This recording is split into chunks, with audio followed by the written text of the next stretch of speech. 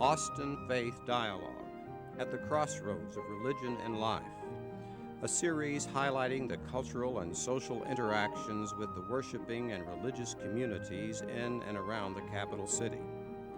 Austin Faith Dialogue is brought to you by the Austin Area Interreligious Ministries in cooperation with KNVA. Join us now for Austin Faith Dialogue. Thank you for watching Austin Faith Dialogue. I'm Carl Gronberg, host of the program, and you probably have heard the carol, I'll Be Home for Christmas. We want to talk about home at Christmas time and what it means to have a home and what happens in that home. As we experience the decorating and all the things that happen at this time of the year, there are those children who do not have a home. Dr. Tracy Eilers, thank you for being with us on Austin Faith Dialogue. And Rob Rodriguez, Rob, welcome to Austin Faith Dialogue, and thanks for being with us. Good to have you both here. It's good to be here. Rob, you were telling me before we came on the air that you come from a sizable family. Talk about your family. I come from a family of 9 siblings. I'm the last of 9 siblings, so it's a pretty big family. And you experienced, growing up as the baby in that family, a loss came to your life. What happened, Rob? Yeah, when I was about 16 years old, I lost my dad. He died of complications of diabetes, and I was the last one in high school. And so it just kind of catapulted me into thinking that I knew I wasn't done with our relationship, and I really would like to have known him better and us be closer, but I didn't have that opportunity. So I figured one day I really wanted to, pay tribute to my dad by becoming a really good one. Tracy, you said to us that Rob is your superhero. Yeah. I like that. He is. What about Rob makes him such a hero for you? Well, he's just balanced and honest and straightforward and just a good-hearted person. I mean, he will stop in anything he's doing to help someone and has done that for me on many, many occasions. And yet he did something really wild and crazy. He decided to adopt a child. What about adopting a child? Rob, how did you come to that? You said that when you were a kid growing up, you would flip hamburgers to make money and you'd work with kids, but you always thought you might want to have your own family.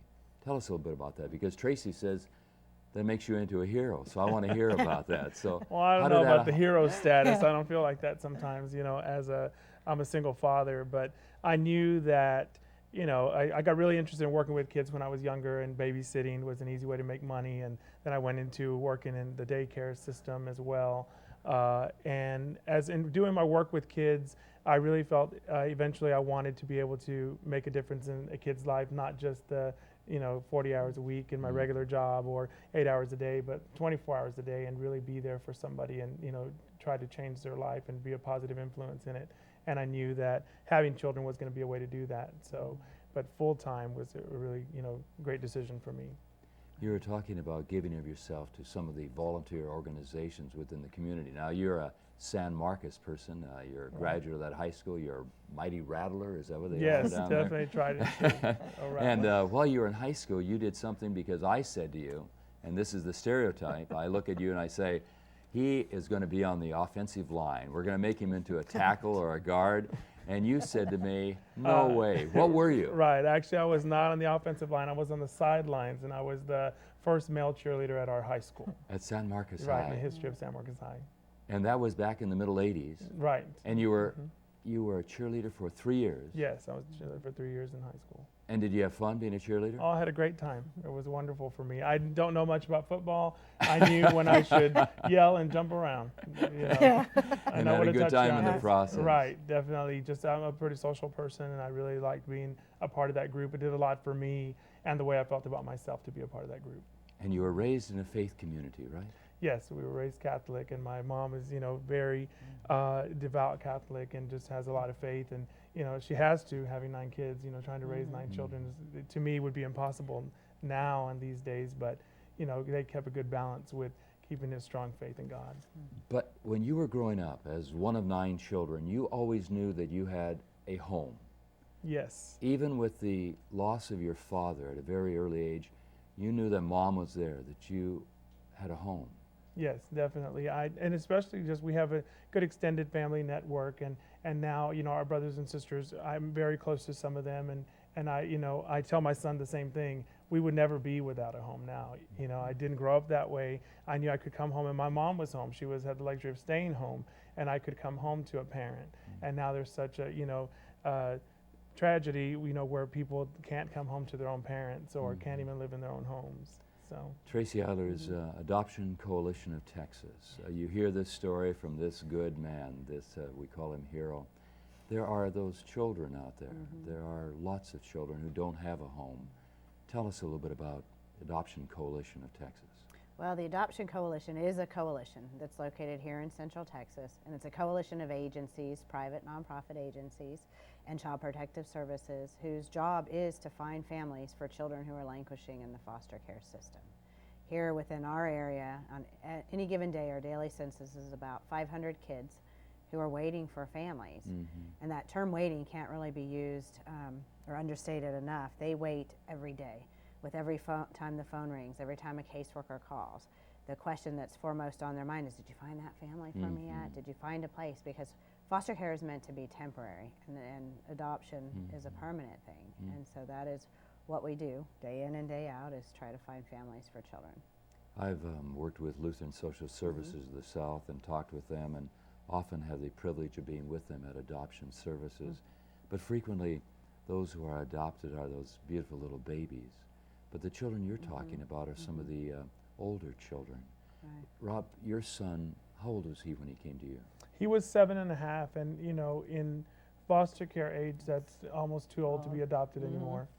They pass 5 years old, and some people don't really want them. They want babies, and they really concentrate on that. And for me, I just as soon skip the diaper changing and crying all night and go straight into having a school-age child.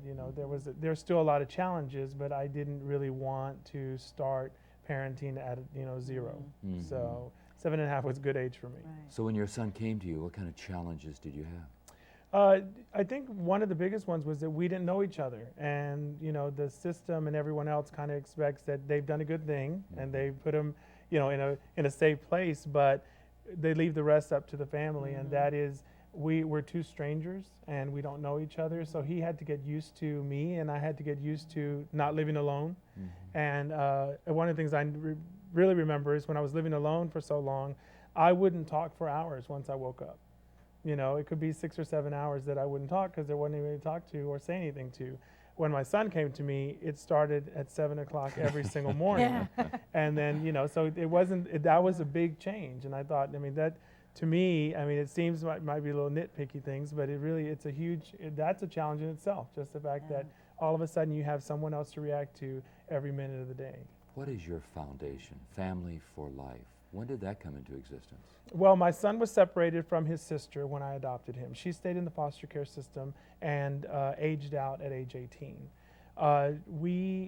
Part of the stipulation of his adoption was for us to keep in contact with her. Whoever adopted my son had to keep in contact with his sister. And I had no problem with that. I thought it was a really important thing to do. But she moved around a lot in the system.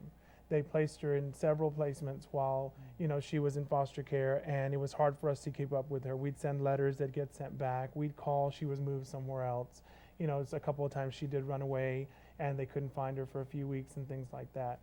So I knew that I needed a way to be able to have them, stay connected. And so I created an organization that would allow siblings who are separated in foster care to be able to spend some time with, on a regular basis, 3 times a year, with their siblings. And what I'm finding out is not just that I was able to do it for my son and his sister, but there are so many kids across Texas that have spent 8 months to a year and they haven't visited with their brothers and sisters face to face. So they come and do that. Dr. Eilers, when you hear Rob, and of course you know his story and you know him as a friend and someone you respect, but what does it mean for that connection to be there? For children to, they've gone through so much disconnection in their lives. They've been in a system, they haven't had a home they can call their own, they haven't had that sense of belonging. What about this idea of family for life that Rob talks about? Why is that important? Every kid needs a family. We work on finding parents, and siblings are another part of it. When a child comes into care, they're removed from a home, and so their parents' rights are severed, that family is taken away. And so there needs to be a family given back to them. one of the things that is often lost are the siblings as they go through care. And that's kind of all they've got left sometimes too. And it's just really important kind of for a lot of kids keeping that connection. The connection with the parents has been severed, and that's over with. Correct. And yet some of those children will still try to find not only their siblings, but also when they try to find their parents. A lot of times when they turn 18, they'll go back and try to find their families, but a lot of time that's because they don't have anywhere else to go. They have a lot of unanswered questions, or they just need to kind of figure out where they came from, and that's okay. We are okay and encourage kids to do that. But we also believe that permanency and a family that is going to be there and your parents forever is probably one of the best gifts that these kids can have and that they deserve. I mean, they deserve to have a family. They deserve to belong and to be part of an entity. When I was talking to you before we came on the air, I sense that you have, Tracy, such passion about this. The Adoption Coalition of Texas is something that is really a part of your being, it sounds like. You weren't there at the beginning, though, is that right? Well, it was an idea, and it was an idea that actually evolved in 1999. And then in late 2003, they said, let's put this idea into motion and start an organization. And so that's where I came on board. I started in February of 2004 with the notion of let's create an organization, a nonprofit that gets people working together, sharing resources, creating a more user-friendly system for families, and that really works to get children adopted, and that's what we've done. Because your doctorate was in management. It was management, and it was really kind of fun because I love the nonprofit field, and I have to work at something that makes a difference in people's lives. And it was an opportunity for me to apply a lot of management principles to the nonprofit kind of social work field and bring the administration and all of that kind of stuff to it, and marketing. And that is a lot of what we do. We try to identify barriers and then come up with resolutions for those barriers and educate and community awareness, and it's even just talking on segments like this that will make a tremendous difference. What are some of those barriers that you experience in the Adoption Coalition? People think that older kids have lots of baggage, or they think that I can't mold them to my ways, or that maybe for some strange reason they're in foster care because of some of their own doing. They have certain expectations of how kids should be. And that's just not the way that it is. The kids who come into foster care have different histories than a lot of other kids, but everybody's got baggage. It's just kind of a different way of looking at things, and it's not necessarily any better or worse. It is. But they're kids, and we try to get people to understand. Kids are angry. Of course they're angry. They've been abused. They've been neglected. Now they've had their family taken from them. They're angry. They're moving around from home to home. They don't know where they're going to be that evening. They're angry. We do a lot of trying to educate and kind of normalize this process so that people know, that's normal, and the kids will work through it. I remember hearing the term "kids are resilient" and kind of thinking, well, that's just such a cliche, but it is so true in everything that we do. Time, baby steps, compassion, and empathy are critical in this process. Rob, when you listen to your friend Tracy talk, what goes through your mind as you think about, how old is your son now? He is 15 and a half. Okay, so he's been with you 8 years. Right. Yeah. And you think about when he came at 7.5, and you listen to what Dr. Eilers says. What is that? What do you hear in all of that? Do you agree? Do you disagree? What's your thought? You've lived it, man. Yeah, and I think it's I've felt like sometimes being on this roller coaster of I do believe that. I mean, he has bounced back from a lot of different things, many challenges in his own life, and I always have told people that he is a trooper to be placed in my home. It's not like he read my case file and said, "Oh, here's the father I want." In fact, he actually said he wanted a mom that would cook with him and a father who would play soccer. Wow. And they put him with me, and there was no mom, and I don't play soccer. So his stipulations weren't even met. So he is a trooper to make me his dad every day. Yeah. And To claim you each day. right, and it's a journey and it's a process, and I think sometimes he doesn't believe it's permanent even after this long, and sometimes he wishes it wasn't just because he's a normal teenager, and we have the same arguments that anybody else does, but I do believe that he's come a long way in what he has experienced, and he does have the resiliency to be able to make it and, you know, do pretty well. You mentioned he didn't have an opportunity to look at your file, Right. but you had an opportunity to look at his file? Right, definitely. You know, and to review his history, you know, and the family makeup, the dynamics of his birth family, you know, it helps parents make a good decision on who they want to, you know, put into their Tracy, home. you said something about those files, though. Well, the files are the history of the child. I often encourage families to kind of look past the file, talk to current foster families, talk to teachers, talk to people in the church, because they're going to have different perspectives on the child. I've learned in both of my adoptions with two of them that the file was probably less than 10% of the child that I ended up adopting. There were things that I worried about that, you know, I thought were going to happen that ended up not happening. But the file is something. It's kind of a full disclosure. It's everything that the state knows. But, you know, in one file, which can be like the size of a banker box, you still can't capture the whole essence of a child. So if those watching this program and they're thinking about Christmas and they're thinking about their home and decoration and maybe saying, you know, we have room at our table. We have room in our hearts. We could do something like this. We could invite someone to, as you said so well, Rob, claim us every day, and we could claim that person every day. Would they go and look at files then? Is that, and they would pick out a person? No, we would talk to them. I mean, this is a human process. It's not a paper process, and these are kids. And so we try to keep it about humans. And it's a very emotional thing. You know, I always kid that you have emotion in one hand and logic in the other, and they really don't mix in this process. But people come into the system. There is a process to become licensed, but through that you start learning, you know, they're matched with child placing agencies, and they start learning what kind of issues they're open to, what sort of age range, what sort of kids. And then there are a lot of opportunities through a lot of programs that we do to help them see kids. We figure by highlighting kids and highlighting their personalities and addressing adoption-oriented issues and talking to people who've adopted, people can learn about what kids in general are like, what the foster care system is like, and kind of overcome some of those stigmas. But it seems to me, Rob, you have a quality in you, and Tracy, you have a quality in you that makes you unique in my estimation. You want to make a difference, and those who are interested in doing this, they have to have that, don't you think, that kind of quality within that they want to make a difference in another human being's life, isn't that right? That First they can't and just simply foremost, say, right. we've got these material things. They've got to say there's something else going on there, right? Right, definitely. Because Rob, when you, I have to tell the viewing audience this, you went and prayed. Yes, most definitely. Before, when I knew I was approved to be licensed as an adopted parent, the search was on for, you know, the perfect child for me.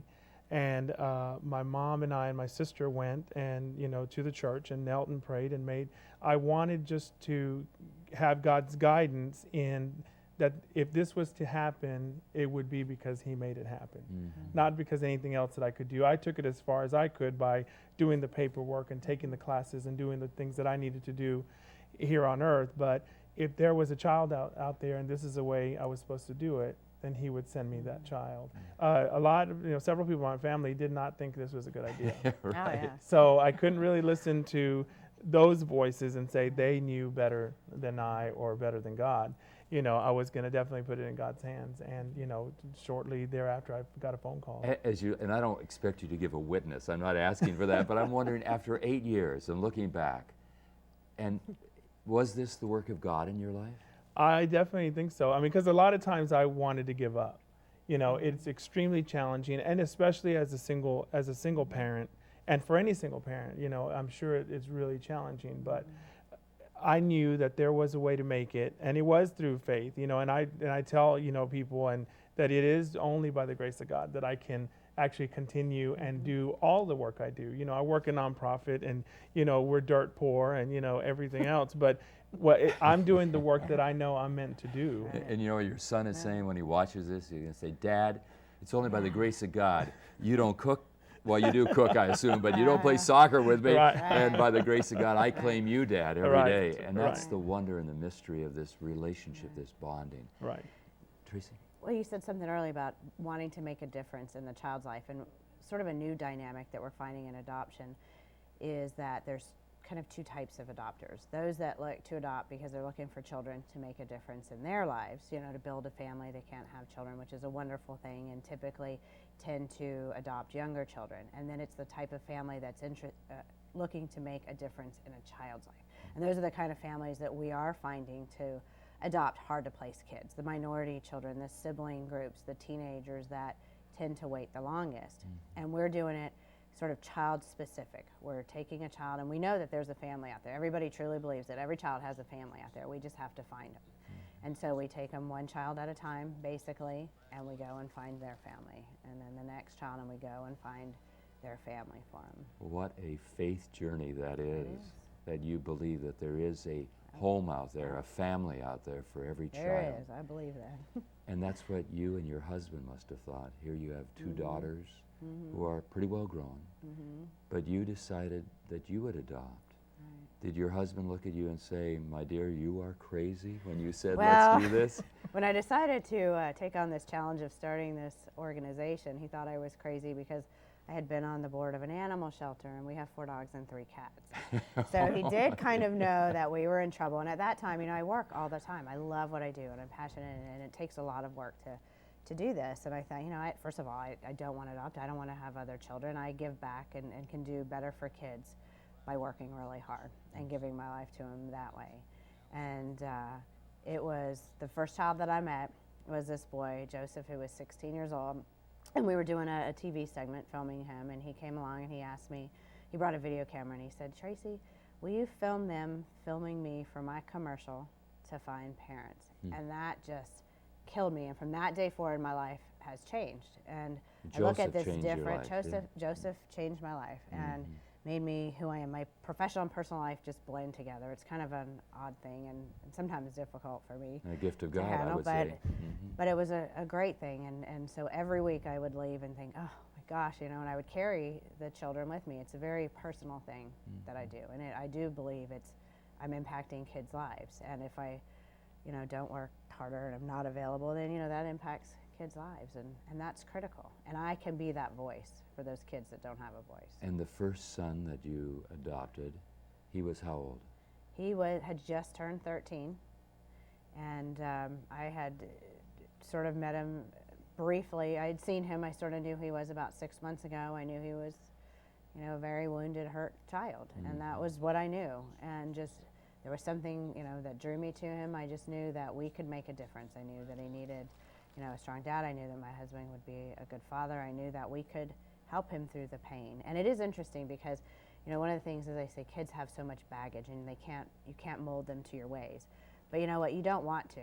And it is like a unplanned marriage where you're on this end and the kids are on this end and you meet in the middle.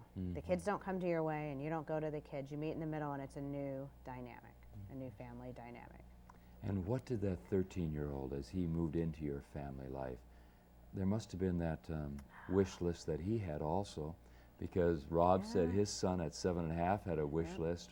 Your son, how did you match up for his wish list? He just wanted a family, and there we were. That was it. He didn't want much other than a family that would love him and that would be there for him. And he's been with you now for 2 years. 2 years. We met him on June 16th of 2005. Yeah. And what has happened to your family, your home? Well, it's grown a little bit, and kind of the neat thing with my first son, Josh, is that he actually is the reason that we adopted again. My husband and I had thought about it, but we were also wanted to, you know, make sure that Josh was stable, and we just weren't sure about, you know, how he would feel, and we decided not to go there. And a year ago, December 1st, this other child that I worked with, Caleb, we were at an event, a work event, because they go to meet with me to every work event that I do. And he came home and he said, you know, Mom, do you have a family for Caleb? And I said, not right now. And he said, Caleb. Josh and Caleb. Joshua and Caleb. Yes. Caleb. Wow. Yeah, so there you go. God is involved also, Rob. Yeah, you know, here we go again. Yep. And he Caleb. said, well, Mom, why don't we adopt him? Josh said that to you. Yep. And so what here's a did kid you who say, had nothing. Mom? I said, what did you say? And we, you know, we talked about it and talked about adoption being a big thing, but we had wanted to, and that just started the conversation. And so here we are, you know, another adoption later with another teenager. And, you know, it is tough because you have to get to know them. They have to get to know you. And you find a balance. You know, one of the stereotypes that you've changed for our Austin Faith Dialogue family and viewing audience is the fact that There are those who think that single people, single parents, can adopt. They can Right. adopt, can't they? Rob's an Oh example yeah, of that. absolutely. And you don't have to own your own home. You don't have to have any certain income requirements. There are no fees to adopt through the foster care system when you adopt what's called a hard-to-place child, which again, What a description. there's, I mean, and a lot of people think it's a very expensive process, and it isn't. We spend a lot of time begging to find good, caring, stable, loving homes. You were saying that you were trying to raise money or get gifts from some of the groups for the Christmas season. And as the kids would make out their list of what they wanted for Christmas, what was at the very top of the list? A family. And it's really interesting because they're very modest in what they ask for. It's a family. And it's, my son Caleb, he said, as he was making out his list this year, he said, well, I don't really know what to ask for because for the last 11 years that he was in foster care, he said, I've always wished for a family. And that was all he ever wanted. Now he has his family, so what else is there? Rob, what would you say in conclusion to our viewing audience about what it's meant to you to become a father and have these 8 years with your son? Well, it definitely has been, a lifelong dream of mine, to make sure that I can dedicate, the work I do as a human being, as a father, to my own dad.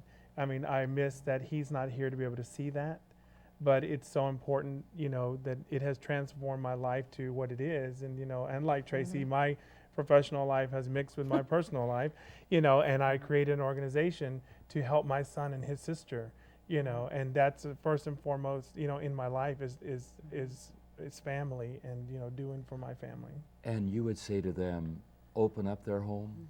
Most definitely. It's something that, if you think about it and you've been talking about it, it's probably time to take that step and do it. And Tracy, Right, what would right. you say in conclusion? I would say if there's adoption is an exploratory process, and I would encourage anyone who has room in their hearts and their homes to explore this process and learn about these kids. We know that not everyone can adopt, but they can help in other ways. They can become foster parents. They can adopt. They can help organizations that do help children. Adoption Coalition of Texas. Of Texas, And if they want to know more about adopting children who are older, they can contact They you. can call us. They can look on our website or call us at 512-301-2825, and we will help them get connected, explain how the process works, and make sure all their questions are answered. And I'll bet you anything that you'll be able to convince them because you live it, Tracy, and Rob, you live it. And as we get closer to the 12-day festival of Christmas, we hope for all of you in our viewing audience that your home is a place of warmth and love and that peace and joy, all the gifts that God gives to us, and that it won't be just in your dreams, that you'll open up your heart and welcome people to come. God bless you and yours as you celebrate, and from all of us in Austin Faith Dialogue, we wish for you the joy of the season in your home. Peace be with you.